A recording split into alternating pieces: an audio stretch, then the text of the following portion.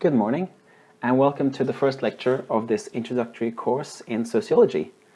In this course, we will discuss some of the big sociological theorists and several of the themes they can enlighten. My name is Robert Isaacson, and I'm the teacher for this course. This course will be somewhat different than most introductory courses to sociology, because there will be a heavy focus not only on sociological theories, but also on the practical uses of sociological theories. In this first session, I'll talk a bit about sociological theories and concepts, but not go into any great depth. Rather, I'll try to invite you to think about the purpose of sociology, to kind of get a feel for it. What can it do for you? Why should you care about it? What can you use it for? So that's the general goal for this session. A good place to start in introducing sociology is to ask, what is sociology? Well, I've learned that it's sometimes helpful to explain what sociology is by comparing it with psychology, which is a closely related field, and sometimes people know that field a bit better. We can compare psychology and sociology by considering how they would study trees in a forest, if you just follow me with this thought. It can be said that psychology would analyze the individual tree, while sociology would look at the forest from a bird's eye perspective. The psychologist would look deeply at individual trees, perhaps even looking at the internal structure of the tree, opening up and looking at it from the inside. The sociologist, on the other hand, would look at the forest from above and seek for general patterns in the forest. So what can knowledge of a forest as seen from above tell us about the trees, which a study of individual trees perhaps cannot? For one, we can see general patterns which may tell us something about the individual trees which you wouldn't see otherwise. For example, we can see clearly that close to the river there are growing a lot more trees than other places in the forest. Perhaps you also notice that on the two hills in the forest there is one type of tree which grows a lot more than others. So it's exactly these kinds of general patterns which sociology, broadly speaking, seeks to make apparent. Because society is very complex, the generalizations which sociologists arrive at are often best seen as tendencies. And when I say tendencies, I mean, for example, that women tend to have lower paying jobs than men, as an example, though this is certainly not always the case. A question which is relevant here is to consider, why do psychologists study individual people and individual brains while sociologists study society as a whole? And part of the explanation is because psychologists often view human problems as coming from the mind or the brain, while sociologists often view human problems as coming from the social context of the individual. And examples of such social contexts are the family, the school system, and even our work life. It's of course possible to bring together insights from both psychology and sociology to discuss various problems, though this is not the most common thing to do. Perhaps you might say unfortunately. With this forest analogy I've made, it seems as if these two fields are very, very different, but there are some parts of psychology and sociology which do get very close. These are called social psychology and microsociology. Both these fields study small groups of people, and we'll talk about this in a later lecture. We can also add that some sociological theories are based on psychological insights. There are, for example, several sociologists who use insights from the influential psychotherapist Sigmund Freud, who perhaps you've heard of. In any way, the focus of psychology tends to be on the individual mind and brain, while sociology tends to focus on society as a whole. And another way in which psychology and sociology are different is their apparent usefulness. To me, it seemed for the longest time like sociology was irrelevant and overly abstract, too abstract, while psychology was accurate and much more easily applied to actual life. This course, what I'm trying to do here, will try to show the relevance of sociology and various possible applications of sociological knowledge. We will look specifically at 3 ways in which sociological knowledge can be used in daily life. For one, sociology can help us better understand people from other cultures. Secondly, it can help us better understand ourselves, since we also belong to a specific society in history and time. And thirdly, that sociological knowledge can help us better lead and work with people in organizations. Today, I will focus on how sociology can help us better understand ourselves by relating to you a personal experience from my life. I hope this will both show the relevance of sociology in your own life, but also, help you get to know me a little bit better.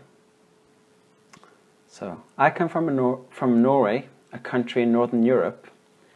And in Norway there are various groups with their various ways of thinking and acting, as in any country. My best friend in high school was from the Middle East, and by being friends with him and sometimes going home to his family and having dinner with them, I of course experienced a very different culture and learned a lot from that. However, it wasn't until I traveled to Peru in South America that I really learned a lot about my own culture and beliefs I held, which I wasn't even aware of. So my wife and I went to Peru in South America to see a place called Machu Picchu, a wonderful town built in the mountains by the Inca people in the 1400s. Really looking forward to see this. Unfortunately, there had been a really bad rainstorm, so the site was closed when we were there. And of course, it opened again the day after we arrived home in Scandinavia, in Sweden. That's where we were living at the time.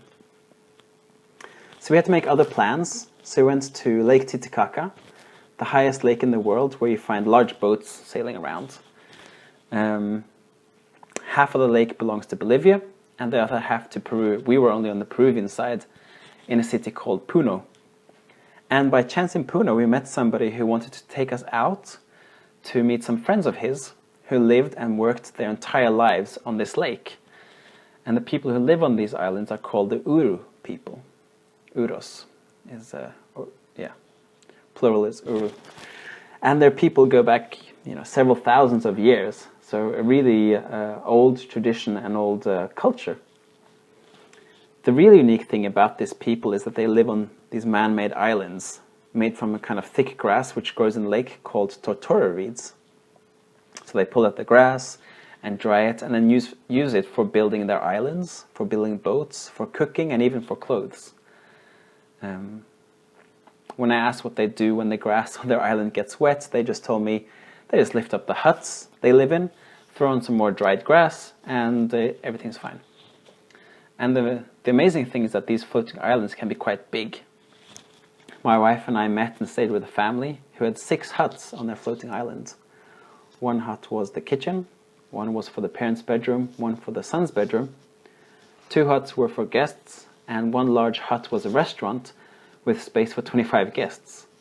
It really was amazing to both my wife and I that the whole thing didn't just sink. But the reason I'm bringing this up, and the thing that was even more amazing, was the experience of being there. This couple had diverse forms of income. They made money from tourists coming to eat traditional Uru food during the summer. And now my wife and I, we came just after the tourist season had ended, so now the husband was working on making a boat instead of in the restaurant. And the wife found food in and on the lake around their floating island. The wife also made traditional jewelry out of rocks she found in the area, which she would sell to tourists. So, though this couple had many of the same problems as me and my friends in Norway, for example, the couple had debts with the local bank, there was a certain calm that was found there which I hadn't experienced in my adult years, nor have really experienced since, even on other holidays, even other places in Peru, when we were in cities and things like that. And my wife said she experienced the same as me. There was just something these people had which we seemed to have forgotten. The couple we talked to had actually moved from Puno, where they were born and raised, to go out and join the Uru people for exactly the same reason, the calm. So this really got me thinking. And I live in a very different kind of society than the Uru people. And the Uros, they have a society which in many ways is closer to how it was in many places in Europe 200 to 300 years ago. In the late 1800s, excuse me, and the early 1900s, there were several scholars who thought a lot about the changes that were occurring around them, where society was becoming more urbanized, more cities, it was becoming more democratic, secular, and capitalist. And three of these thinkers have proven to be particularly relevant to sociology, and perhaps, I thought at the time, perhaps relevant to me as well, as I was thinking about this experience I had. So these three thinkers have even been called the founders of modern sociology, and I'm talking of Karl Marx, Emil Durkheim, and Max Weber. So, what might these sociologists have to say about the society I belong to, which I was not aware of, but which I could perhaps sense on Lake Titicaca? So in meeting these Uru people, experienced a different culture, and realized they had something which I didn't, which I hadn't even thought about that I didn't have. Very interesting experience. So, yeah, in what follows, it'll be very Eurocentric, very focused on Europe, and I apologize for that. Unfortunately, it has to be so, as Weber, Durkheim, and Marx all talked about the society they found themselves in, which was Europe. Each of these thinkers saw what was happening in Europe as some kind of progress from how things had been, but they also were very aware of some of the difficulties which this new society produced, and they sought in their various ways to provide explanations for why things were the way they were. So let's start with Karl Marx. He had a concept which may be of some interest to explain my experience on Lake Titicaca, which he calls alienation. So before going deep now into Marx's analysis, it could be helpful to consider why he uses the word alienation. What does this word tell us about his theory? Well, an alien is something that is different from us, right? Very different, and perhaps even strange. So alienation is then the act of making something alien. The process of making something which is close and intimate becomes something which is different and strange. This is kind of what Marx is going to be saying about what modern society does to us. So he describes four types of alienation, again, or making something which is or should be close and personal, something which is distant and strange. Number one, that we become alienated from what we make in modern jobs.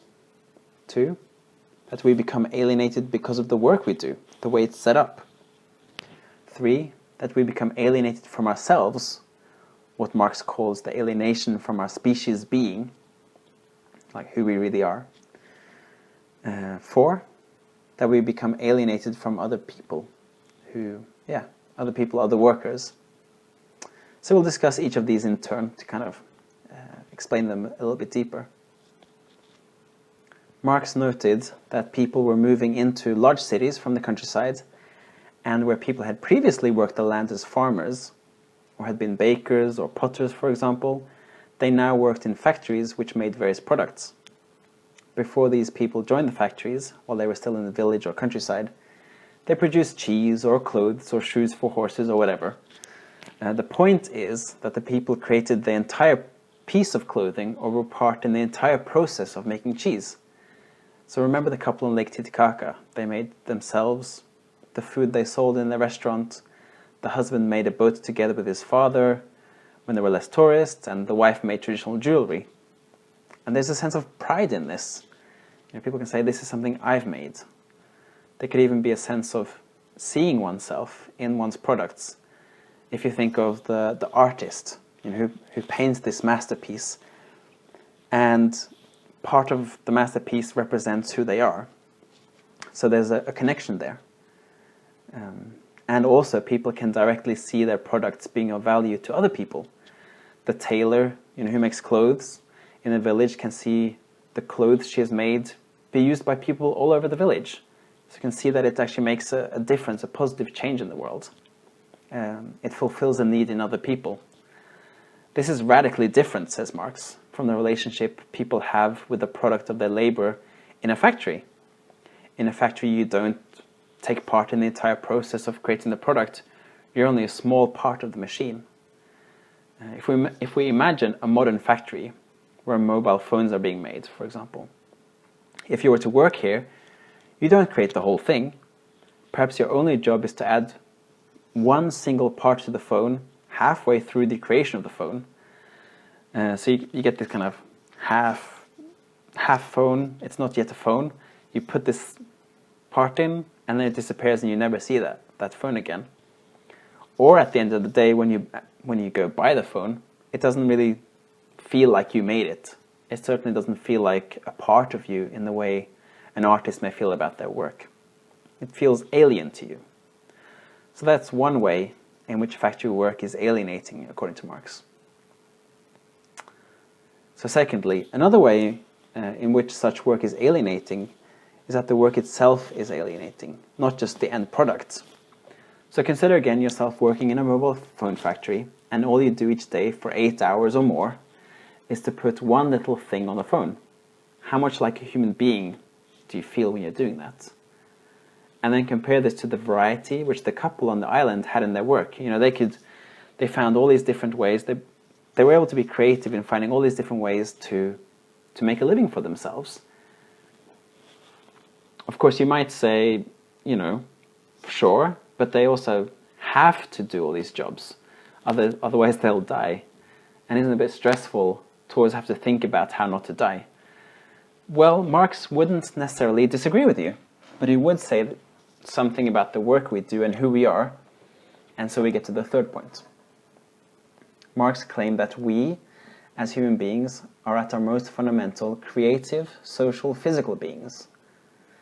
That we are physical beings means, you know, just that we need to work to live. We just have to accept that. It will always cause some stress. That we are creative means that, unlike animals who live and get food out of instinct, we can plan and carry out creative ways to make a living. In the city, we are basically forced to work in something like a factory, Marx said of his time. And therefore people were forced to do something that not only alienated them from the products they created and from the work they were doing, it also alienated them from who they really were. They didn't have this freedom to be creative.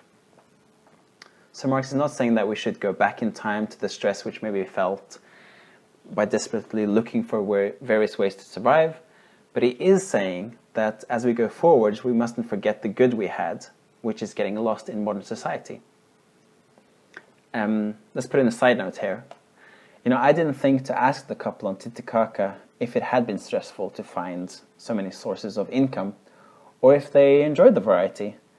It seemed to me as if they did enjoy the variety, that they weren't so stressed about it, but it's of course impossible to know without talking to them. So just putting that in there.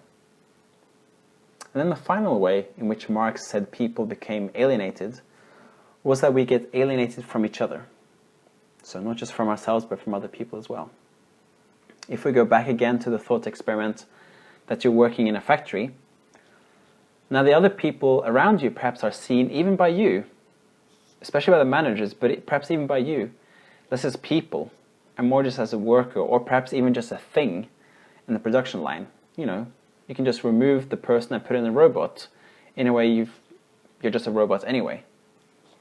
And this way of viewing other people gets generalized to society as a whole. You know, we start, the way we view people in the factory, we start taking that home with us and viewing other people around in the city in the same way. Compare this again to the way in which the Uru people and village people, you know, old in villages before, would view each other. There would be a much closer connection between people and much more common respect. On this last point, Marx brings up a similar point to both Durkheim and Weber in their various ways. So, let's turn now to Emil Durkheim and his concept of anomie. Let's go again to the literal meaning of the word to see if we can get an idea of what Durkheim is trying to say. The word anomie comes from the Greek word for lawless. This idea of there being no law is a helpful place to start in understanding what Durkheim means further when he uses the word anomie. What Durkheim says is basically that because there are no agreed values in society anymore, we feel lonely because there is less community. We're overwhelmed by all the choices we have in the society. We often have a sense that we're not doing as well as we could or should, or that we're not doing as well as others. Or we feel that life is without purpose. And sometimes, Durkheim argues, these conditions can lead to the radical case of suicide. As with Marx, we can understand Durkheim by comparing where society had been with where Durkheim saw it was moving. So previously, when society had mostly been rural, in the countryside, and traditional, there had been no concept of the individual. You know, me as an individual person, there was no clear concept of that, he said. There was little thought about oneself as a person apart from the village you belonged to. This idea that people didn't see themselves as an individual as we do today may be difficult for us to grasp. In short, however, we can say that if you were born the son of a baker, you knew you would become a baker. And as a baker, you knew your place in society. You didn't have to think about, who am I, or what am I going to do with my life? So what started to happen to society is that with the Industrial Revolution came new developments in transport and communication, such as trains and telephones, which meant that people could interact with a lot more people in a much shorter time frame. Previously, you could only send a message as fast as a horse could run, for example. So these new technologies, they also provided the possibility for cities to grow fast, indeed very fast. And then with more people a lot closer to each other, it became possible to have even more interactions with many people. So Durkheim was aware that there were a lot of benefits to this, you know. He saw a lot of the good that was happening. However, it also meant that human interaction also often became more shallow, because you're meeting more people, shorter time frame. So that was the natural thing to happen because of that. Durkheim says further that when a lot of people are close together, as in a city, people have to specialize in various types of work so as not to have to fight over jobs which are too similar to other people. And here I can share again an example from my own life. I was living in Oslo, the capital city of Norway, and I was looking for work. And I applied for a job. It was just a simple job working in a store in the checkout line. You know, beep. And I didn't get the job. And I was told that I was one of 700 applicants. So I realized I needed to look for other types of jobs. And I didn't know about Durkheim at the time, but I looked for a job where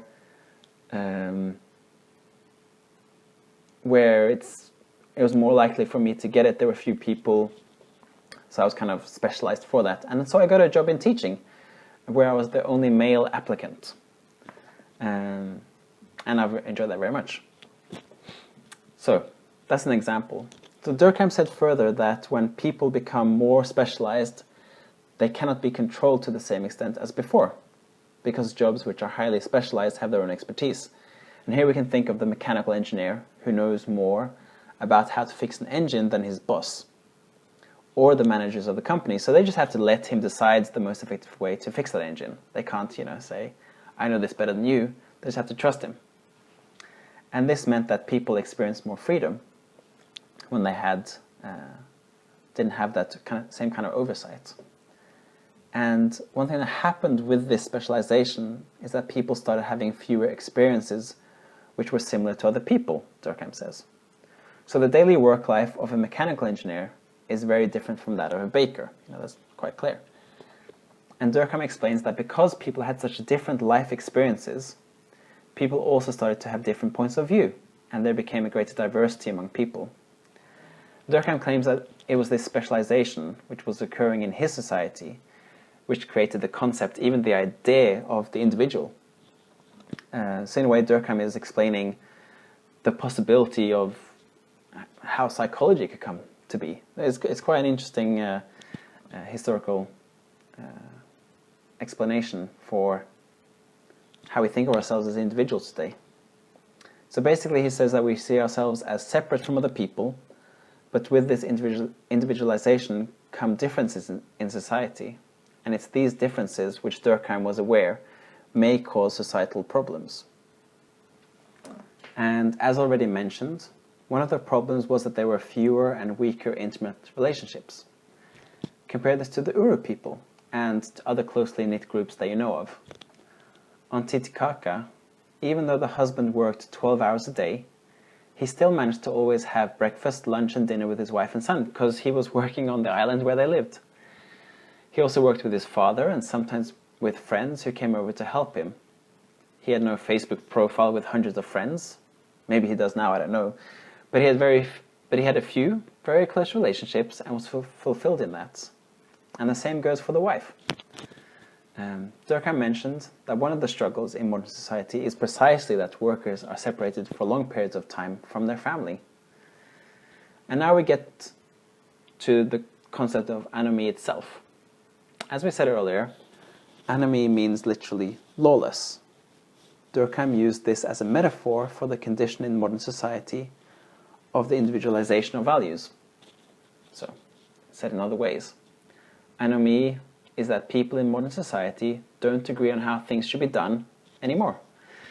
Durkheim said that with greater individuality of values, people are more likely to act out of self-interest rather than for the common good.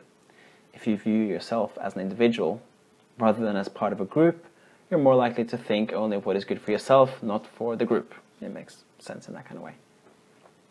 And Durkheim said, precisely in a time when more and more people are living closer than ever before, was when people started to care less about each other.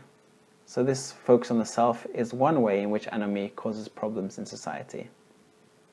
A second way in which anomie causes problems is that people can no longer find absolute reasons for doing anything. In such a situation, it's not surprising that people sometimes feel that and get quite depressed about, perhaps the meaninglessness of life or something like that. In Durkheim's most celebrated book, which is just called Suicide, he provides anomie as one of the main reasons for the rise of suicide which was being registered in Europe at the time. Durkheim was especially worried about the fact that society was becoming such that it had no absolute values. He was worried that exactly in a time when religion, or something like it, was most needed, was when it was least likely to be accepted. Durkheim himself was an atheist, but he saw many of the positive aspects of religious life, the community, the value of being there for one another, common values in general.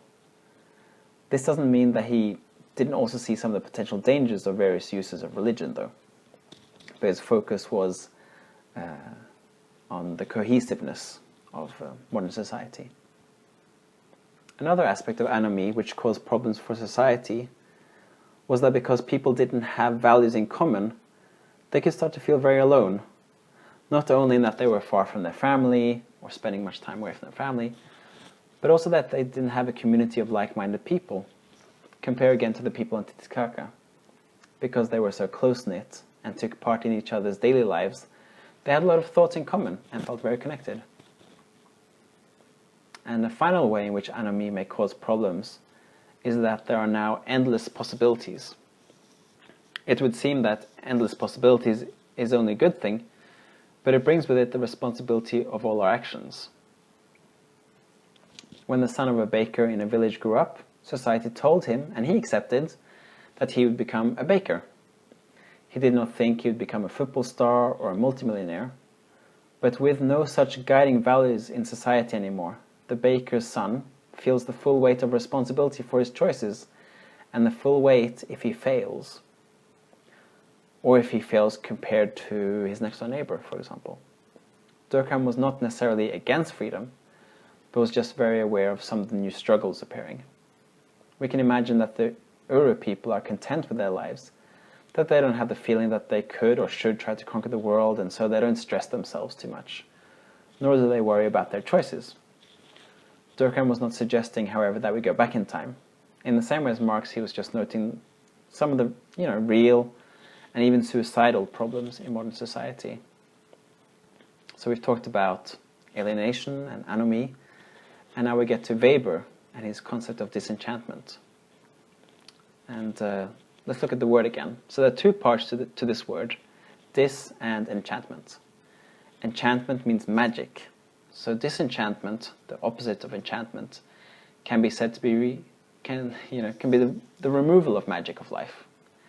Enchantment is magic and mystery, and disenchantment is the removal of magic and mystery. So that's the kind of literal meaning of enchantment and disenchantment.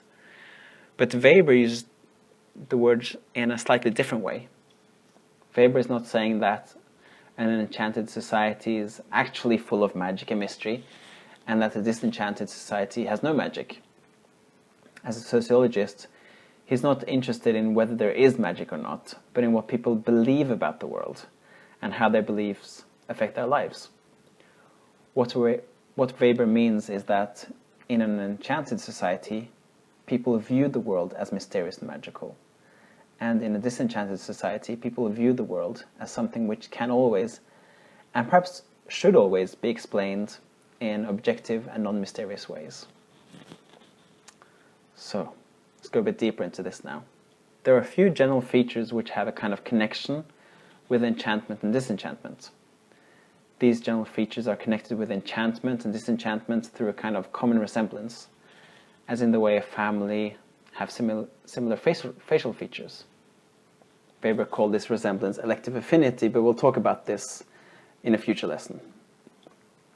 So in this table here, you see some of the connections of both enchantment and disenchantment. In the enchanted society, the world is viewed as having inherent value, which is another way of saying that the world has value in itself.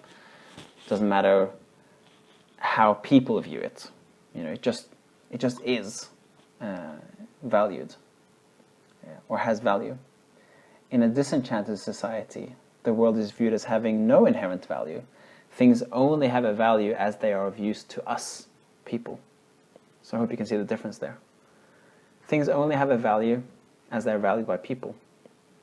If we believe that something has inherent value, then we're also, of course, more likely to believe that we should not use that thing for our own purposes.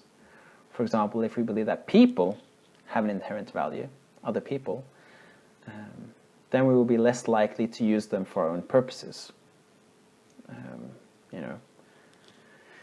Manipulate them, or trick them, or kill them, or whatever. And the same goes for other things and beings in the world. If you believe that nature has value in itself, or if you're a Hindu and believe that cows are holy, for example, then you won't cut down trees to make paper or kill the cow to eat it. However, if you don't believe that nature or cows have value in themselves, then there's really no reason why not to cut down some trees to make paper. It's useful, or to kill a cow to eat it. Because the cow has no purpose as such, just it's useful to us. So, in a disenchanted view of the world, there is nothing which is sacred. Anything can in principle be dissected, opened up, analyzed, whatever. And it even becomes in many cases a value to do exactly this, to open it up, to study the world, to get an understanding so we can use it more effectively. In an enchanted view of the world, however, there are many things which we cannot know, and perhaps which we should not seek to know. So those are some of the general connections in an enchanted view and a disenchanted view. Though Weber is it's clear that there's not a absolutes here. Weber noted that these different ideas about the world also create different ways of experiencing the world. For example, when we see a beautiful sunset, we just enjoy it when we experience it in an enchanted way. Perhaps we even linger and let the moment last for 10 or 15 minutes or longer, without thinking about that we need to be somewhere or that we need to go and do something. We just experience it and we enjoy it. We might in some cases even have a sense of awe and wonder at what we see. Perhaps we feel somehow connected to the world, and yet only a small part of it. A kind of mystical connection to the world. In such moments we have the experience that we have everything we need, and that what we are observing has value in itself. The opposite, disenchanted way of experiencing the sunset would be, for example, that we think to ourselves, well, the sunset's nothing particularly special, really. It just looks as it does because of some basic laws of nature. They're in the atmosphere, and because of the receptors in my eyes. That's it. No biggie. In such a moment, we have no experience that what we observe is wonderful or inspiring. We might agree that it's beautiful, but doesn't give this feeling of wonder or awe. The sunset's basically reduced to a simple explanation, and we don't feel that nature is greater than us. Perhaps the other way around, that we feel ourselves greater than nature because we can explain it, and we can even control it often. Another example of disenchantment might be to think to ourselves as we see the sunset, it's just scenery, it can't help me right now with the problems I have in my life, so it has no value to me, it has no use to me. What Weber pointed out is that in a disenchanted society, we aren't even likely to stop to consider the sunset, as I've just done here, because it has no use to us, and we only recognize and think about what's useful to us in a disenchanted society. Weber also wanted to explain how the modern world had gone from being more enchanted to disenchanted. And if you think about it, it's quite an interesting question. If a society is enchanted, how is it possible that it changes to a disenchanted society? Though Weber's concept of disenchantment is usually introduced as a modern phenomena, this isn't really the whole story. For Weber, the process of growing disenchantment has been going on from the beginning of human civilization. If we think of the early humans with their cave paintings, we can imagine that for them the world seemed magical and mysterious. And we can imagine that in the same way as pagans, they worshipped nature and saw magic and wonder everywhere. However, this is Weber's point, they also saw the need to make tools out of bones and stones so as to make life easier for themselves. So from very early on in human civilization, people used parts of the world for their own purposes, which is, related to the disenchanted way of seeing the world. So though Weber saw disenchantment as something which has slowly grown through millennia, it was his observation that it is, especially now, in modern times, that disenchantment has almost taken over and completely removed even the possibility of enchantment for many people. What's sometimes known as the ironic cage, but we'll get to that. You don't need to think about that term right now. So if we go back to the fourth type of alienation which Marx mentioned, we remember that he said we are becoming more alienated from other people because we see them as things to be used by others and ourselves rather than as real and full people. And it's this general idea which Weber also has, though his concept of disenchantment goes beyond the idea that a person becomes a thing to be used, to the idea that everything became only something to be used rather than of value in itself. So there's a connection there, but also some differences. And this idea of enchantment and disenchantment relates very directly to my experience on Titicaca. What became so clear to me on the lake and with this family was that my experience while being there was that the rest of the world basically disappeared for me. All that existed for me while I was there was that I was there, in nature and with these people. For me, the experience of being on the lake with the family was very much like watching the sunset I mentioned. I had no thought about the things I had to do when coming back home. I didn't even think about the rest of the holiday even. I was just there in nature with these people, and it all, felt meaningful to me. And these people who I'd only just met, I felt a connection with, and I wanted to get to know deeper. Very different from how it often is in at parties and things like that. We talk to many people, and at least for me, sometimes don't get the same kind of depth. And the really interesting thing is that I could recognize that this was quite different experience from how I usually experience life, which is what got me thinking about the society I live in and the way that usually affects the way I experience life. So, for Marx, the difficulties, let's sum up here. So for Marx, the difficulties we experience in modern life arise because we are disconnected from the work we do, and because the work we do is central to our humanity. We therefore become disconnected from our very humanity and the humanity of others. For Durkheim, the problems arise because we no longer have any values in common, and this can lead to selfishness, to feelings of loneliness, to being overwhelmed by all our options, and to a sense that there is no grand meaning to anything we do. Weber saw the problems of modern life arising from a sense of disenchantment, where the only value in society is to use what is available for our own ends, our own purposes, and that nothing is in principle sacred or special.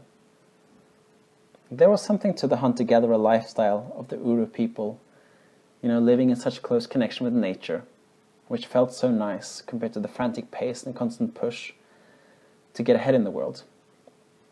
I learned that day that though materially, and in many, many other ways, I had more than this family did, yet there was something deep and meaningful which they had more of than I had. Again, I just want to make it clear here that I focused on some of the problematic aspects of modern society, which include democracy and capitalism very much at the very center. It doesn't follow that such a society should necessarily be disregarded completely. Neither Marx, Durkheim, nor Weber had a desire to go back in time to some prior innocence. They weren't nostalgic or trying to romanticize the past, to say that all was good before and now it's bad. They weren't saying that at all. They were noting some of the problems with contemporary life and seeking for explanations of how society has become as it has, and trying to think of ways to make society better. And we'll get into how these thinkers made their arguments for a better society in future classes. All right, let's talk about the rest of the lessons in the rest of the lectures in this class. So we'll be going through many other sociologists, and as we have done today, we will look at examples of how their insights can have practical relevance in our lives. As this is it's an introductory course, I can't in each session provide examples of how the sociologists' ideas can be used to understand oneself, other cultures and societies and organizations. So I'll use some kinds of cases to present some theorists and other kinds of cases to present other theorists, if that's okay with you. The cases I present to exemplify certain theories may therefore not always be the most relevant to your professional aspirations. But my hope is that through the examples, the ideas become clearer and you can then easier make other applications as you need to. Whether that's in your personal life or your careers in organizations and in working intimately with people from other cultures. So today we had a brief presentation of Marx, Weber and Durkheim, and not only are they important sociologists in their own right, but part of their importance lies also in the great influence they've had on other sociologists who have come since. So next week's we'll therefore look more at Durkheim, and one important sociologist who follows Durkheim is Talcott Parsons, who we will also discuss. We will see how some of Parsons' insights can have practical implications in both how to lead people and manage organizations more generally. Effective leadership and management is carried out by creating social stability, and Parsons has several specific ways which create such social stability. And we'll also discuss Robert Merton, who agreed with much of what Parsons had to say, but also developed his thoughts in several ways by seeking to make Parsons' theories more specific and applicable. Lesson 3 will take us back to Weber, and he had much more to say about society than what we've briefly discussed today. One of the things Weber championed was a method for studying society which is radically different from how the natural world is studied, as in the fields of physics and biology. The approach he argued, which is important for social science, is something he called Verstehen. This is German for understanding.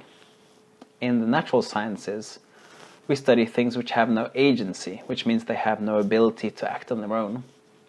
The rock, the stone, has no reasons to act the way it does, for example. But people, on the other hand, do have stated reasons for their actions.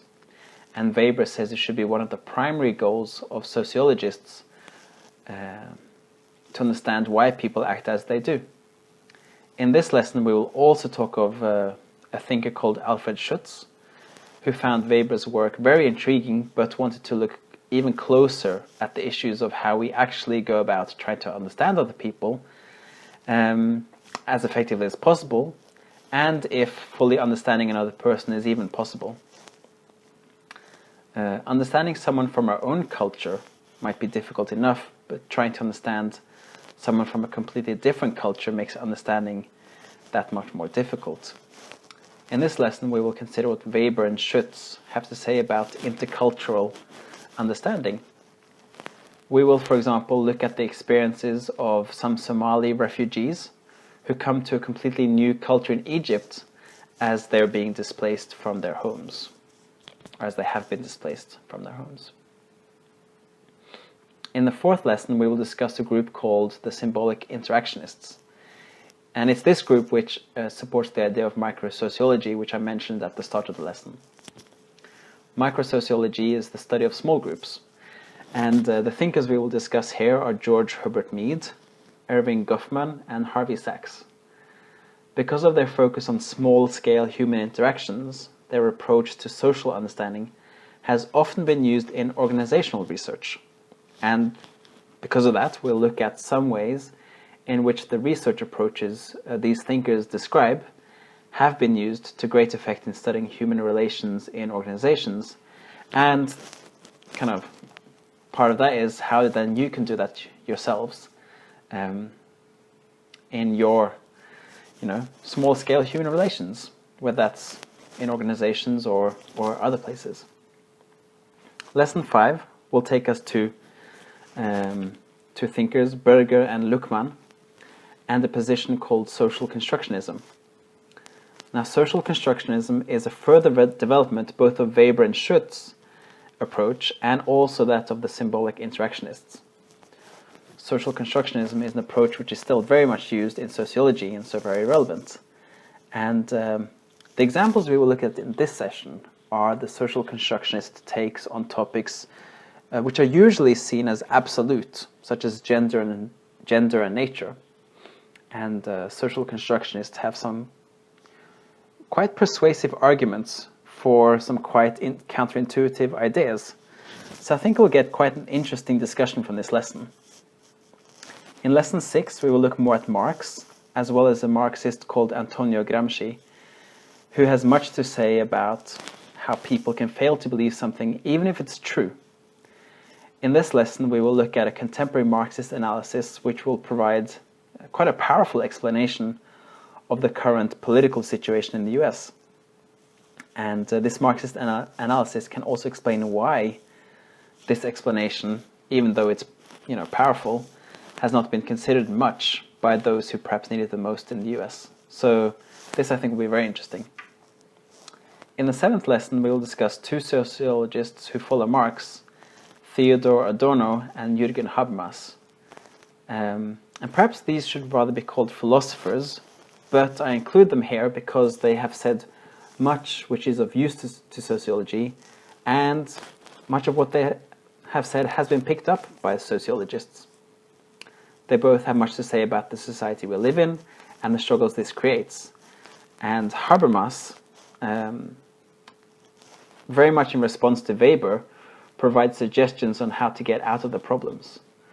And one of the examples of practicality which we will discuss in this session is how to deal with family relations in a disenchanted society.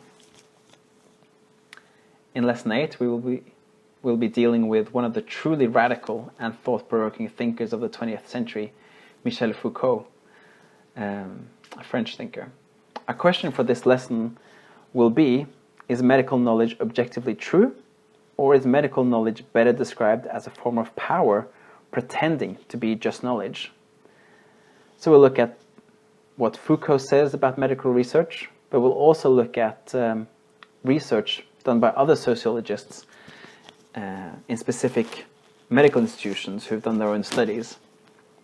And Foucault's ideas don't only have implications for medical knowledge, though this is what we'll focus on this time, but really any kind of knowledge. So in some ways quite earth-shattering, some of the things he's claiming. In the 9th lesson, we'll discuss Pierre Bourdieu, another French thinker. And he's sought to integrate much of the earlier sociological theorists, for example, in bringing together Marx, Durkheim, and Weber in some ways. And one of the examples we'll look at in this session is how the schooling system says it tries to include everyone when it actually makes it difficult for certain groups to be in school, according to Bourdieu, and he makes a compelling case. In the 10th lesson, we'll discuss two other sociologists who have sought to integrate previous sociology as Bourdieu. The thinkers we'll discuss here are Anthony Giddens and Margaret Archer. Examples will be used throughout this lesson as well, and we will end up with personal experiences, as we started this course with.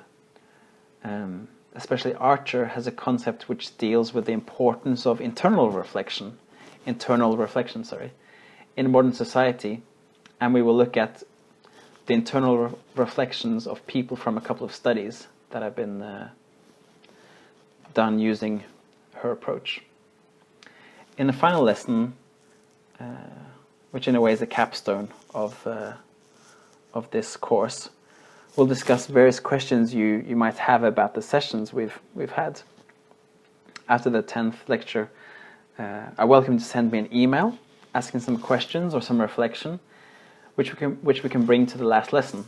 For example, you might be interested in better understanding how two thinkers are similar or disagree, or you may want to understand some specific concept better, or to understand how a concept can be used in relation to intercultural communication or business, for example. The main point is I want the last lesson to be directly related to various sociological questions you have and applications of sociology. Anyway, I thank you for today, and I look forward to seeing you next week, where we'll meet to discuss Durkheim, Parsons, and Merton.